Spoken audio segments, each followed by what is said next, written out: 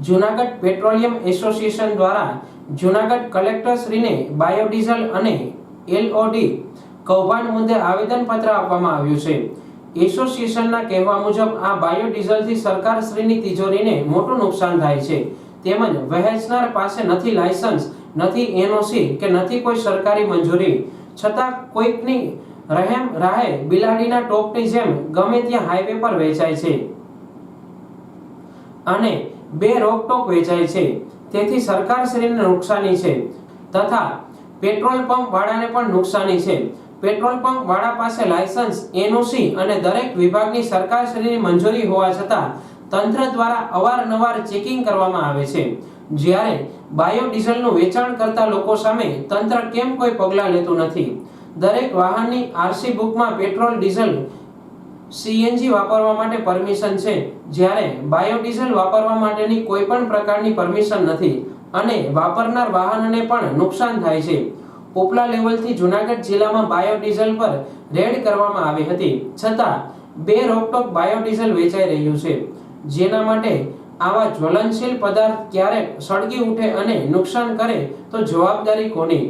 કોઈ પણ પ્રકારની મંજૂરી વિના, લાયસન્સ વિના કે એનઓસી વિના હાઈવે પર ખૂણે ખાંચકે કોઈ પણ સલામતીના સાધનો વિના બેફામ વેચાણ થાય છે, છતાં તંત્ર આંખ આડા કાન કેમ કરી રહ્યા છે? Govind Ram, Junagadh petrol diesel association president. આજ રોજ અમે કલેક્ટર સાહેબને આવેદનપત્ર દેવા આવ્યા છે બાયોડીઝલ માટે, જે ગેરકાયદેસર એલડીઓ, ટૂંકમાં બાયોડીઝલ એલડીઓ છે, ગેરકાયદેસર રોડ ઉપર બિલાડીના ટોપની જેમ વેચાય છે। આપણા જિલ્લામાં 28 થી 35 જગ્યાએ બાયોડીઝલ વેચાતું। અમારી માંગ એ છે આ બાયોડીઝલ બંધ કરે અથવા તમને બંધ કરવાની પરમિશન આપે, બીજી કોઈ માંગ નહીં। હવે બંધ, અમે પંપ બંધ ન કરે તમારી સિવાય હવે કોઈ રસ્તો જ નથી, ટૂંકમાં વાયેબલ જ નથી। બીજું એક, આ બાયો એલડીઓથી 3 વ્યક્તિને ફાયદો થાય છે, એક બનાવનારને, વેચનારને, એક વેચવા દેવાવાળાને। એટલે અમારી માંગ એટલી જ છે કે બાયોડીઝલ બંધ કરો અથવા અમને બંધ કરવાની પરમિશન આપો। આજે અમે આવેદન આપ્યું છે, આવનારા દિવસોમાં જો આ બાયોડીઝલ બંધ નહીં થાય તો અમે અચોક્કસ મુદત માટે પંપ બંધ કરવા તૈયારી છે અમારી। બસ એટલું, આભાર। કાયદેસર મંજૂરીથી એનઓસી સાથે દરેક વિભાગની મંજૂરી દ્વારા એનઓસી લઈ પેટ્રોલ પંપો ચાલુ છે, ત્યારે પેટ્રોલિયમ એસોસિએશનની માંગ છે કે બિન અધિકૃત વેચાતા બાયોડીઝલ જેવા જ્વલનશીલ પદાર્થના વેચાણને સંબંધિત તંત્ર દ્વારા અટકાવવામાં આવે અને સજ્જડ બંધ કરાવવામાં આવે, નહીતર આવનારા 15 થી 20 દિવસમાં જૂનાગઢ પેટ્રોલિયમ એસોસિએશન પેટ્રોલ પંપો બંધ રાખી હડતાલ પર ઉતરી આંદોલનના મંડાણ કરશે।